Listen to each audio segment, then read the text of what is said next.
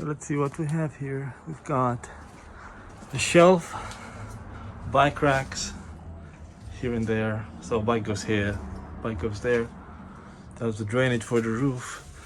Some motion sensitive lighting here that you can quickly just do this to. Socket for charging e-bikes.